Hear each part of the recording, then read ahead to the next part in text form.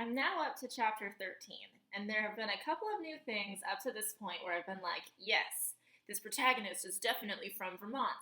For one, describing the landscape of the forest, she's talking about boulders that have been deposited from glaciers. Vermont's got that. Check. Second, and this I thought was the absolute most convincing, there's a scene where she and her brother are trying to hide from some people that they don't know. They seem like militiamen. They're scary. You don't want to be near them. Um, and her brother mentions that he notices the license plates. Now, he goes on to say that he knew those men couldn't be actual military people because they would have had government plates. And government plates in particular are white, and they say, like, U.S. government on them. It says here, usually it's plain white with just the plate number, and it will say U.S. government above the number.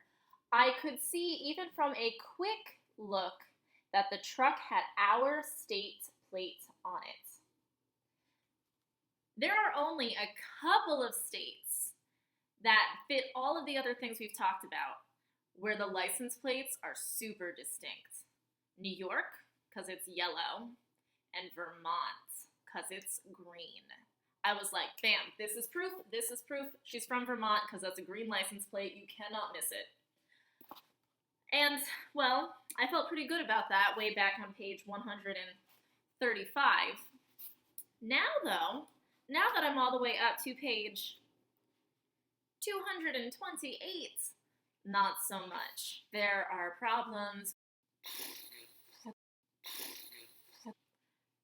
It can't be Vermont. This detail here means it can't be. Red is talking to someone who has very kindly opened up their home to her and now the two children that she's traveling with. And he tells her a little bit about his story. I suppose my story is not unlike many since this strange event began, DJ said and sighed. I have two children, a son and a daughter. They each live on a different coast in large cities far away from me. Problems. Bam, cannot be the East Coast, cannot even be the West Coast, although that wasn't even a factor in my consideration because they don't have Lyme disease.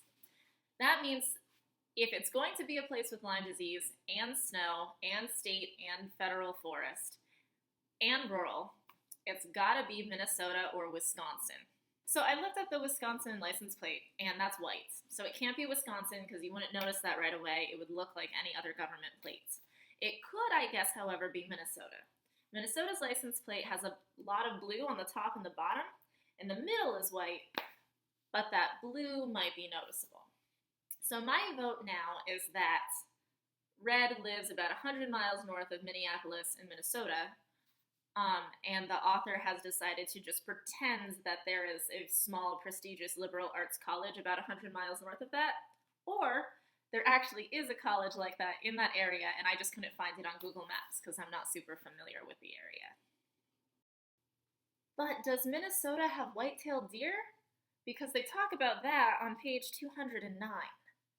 Yes, they do have white-tailed deer. I've read that Minnesota has lots of oak trees. Unfortunately, it cannot be Vermont anymore. Problems. There was actually another quote that made me think, maybe not. When Red first meets up with the two children, she describes their ravenous eating behavior to how children in the before times would maybe look at a Dairy Queen. And Vermont doesn't have any Dairy Queens. Now, when I first read that, I thought, well, maybe the author, because it's fiction, she's not going to be, perfect, that's fine. Maybe the author simply doesn't know that Vermont doesn't have any Dairy Queens. Like, maybe she went to school in Vermont and that's why she's familiar, or maybe she went to school in New Hampshire. But I know in Massachusetts, where I am now, there are Dairy Queens everywhere. And there are Dairy Queens pretty much everywhere in the country, I think, but not in Vermont. No DQ. Thanks, Google Maps. But I was going to just chalk that up to she's not being very specific. I can't now. It's definitely not Vermont. It's got to be somewhere in Minnesota. I've always been so confused as to why Vermont has Dairy Queen commercials if we don't have any Dairy Queens. Problems. I figured that this city that is supposed to be about 100 miles south of Red might be Minneapolis. And if you look 100 miles north of Minneapolis, there are some towns, but there aren't really any colleges. So now I'm stumped. It's possible that the author is taking her inspiration from Minnesota, but then just isn't being too careful with the details because it is supposed to be a work of fiction. And she's just like inserting a college.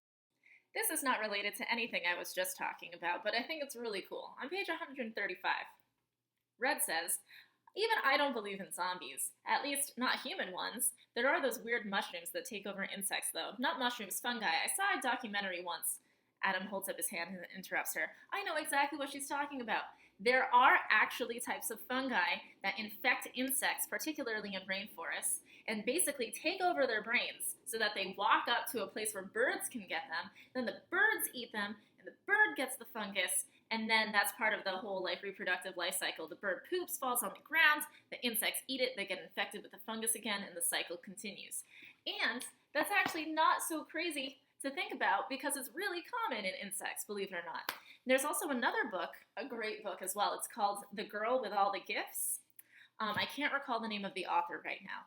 I'll put it in the description below. The Girl with All the Gifts is another really great post-apocalyptic type book.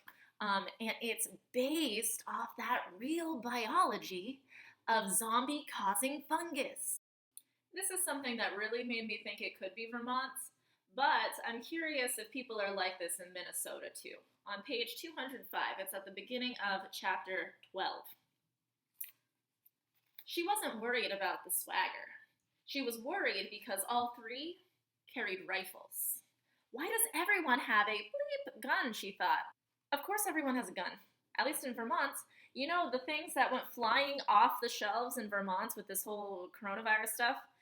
Not just the toilet paper, which I still don't understand. But okay, so toilet paper went flying, water went flying, but also guns and ammunition went flying. Those businesses did great, at least, in the beginning of the panic. People were stocking up.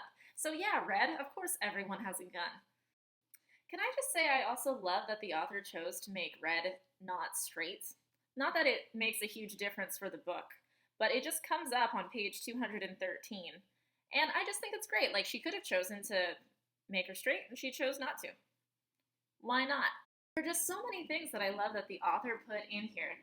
On page 223, one of the new characters that we're introduced to, I think might be Korean, but I just love that the author doesn't feel the need to just straight up say it like it's his defining characteristic. And earlier in the book, she does say that two of the bodies that Red finds are whites, which people usually don't say. It's the little things, really. And another thing that Red and I have in common, she doesn't have a poker face either. Page 218. Damn, I thought my poker face was getting better. And I don't have any hope in mine getting better either. Considering the current state of the world, this quote really hit close to home. At the bottom of page 224. "He used to do this to Mom," Sam said. "He'd follow her around the kitchen and ask a million questions and help as much as he could. Mom used to say he was going to be a chef someday." Also, can't help but think about all of the different cooking shows that I watch. Red didn't say anything, because she knew that Sam wasn't just mourning for their lost mother, but for their lost life. For a life that could never exist in the same form again, even if someone found a cure for the cough, and the electricity came back on, and some form of order was restored. Things still wouldn't be the same as they were before. I wonder how much our world is going to change with the current state of things. Certainly nothing as devastating as what's happened in this book, for sure. But at the same time, we're making such drastic changes to our social behavior right now, to the way that our economy is right now. I'm a teacher and I'm teaching online now, which honestly I think is great. So I'm just curious how much of our old life is going to come back. Is it going to be like nothing ever happens? Are we going to just forget any lessons that we may have learned? Or are there going to be some changes? This is just such a great book. Even if the author was inspired by someplace in Minnesota as opposed to someplace in Vermont. I really want to find out what happened to Red's brother. I'm just about to start chapter 13, and 13 is an unlucky number, so I wonder if it's going to be in here. Well, that's all for now. Thanks for joining me for another read-along of The Girl in Red. I will let you know how it goes. I'm almost done.